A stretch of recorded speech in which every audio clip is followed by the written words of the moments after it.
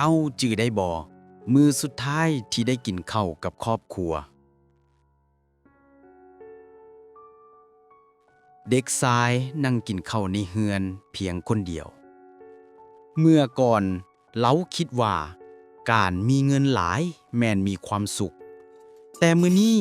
เรากินข้าวคนเดียวพ่อแม่เฮ็ดเวียกดึกเพื่อให้ลูกมีเงินใช้จ่าย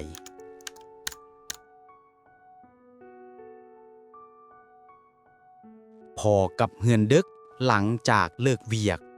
ลูกก็นอนหลับแล้วพ่อเอาเงินวางไว้ข้างหมอนลูกแต่ที่จริงแล้วลูกบ่ต้องการเงิน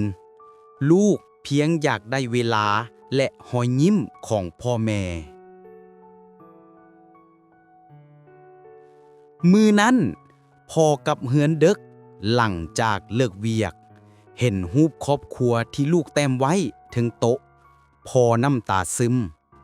พ่อเข้าใจทันทีว่าความสุขบ่ได้อยู่ที่เงินมันอยู่ที่คนที่ล้อท่าเฮากับเหือนทุกมือ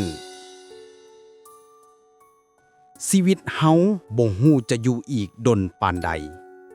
อย่าปล่อยให้ความฝันและเวียก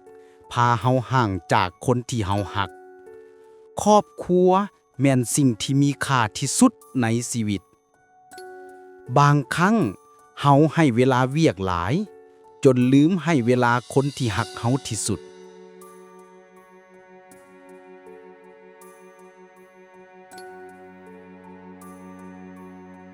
อย่าลืมกดไลค์กด Subscribe เพื่อบ่พลาดคลิปดีๆแบบนี้จากซ่องของเฮา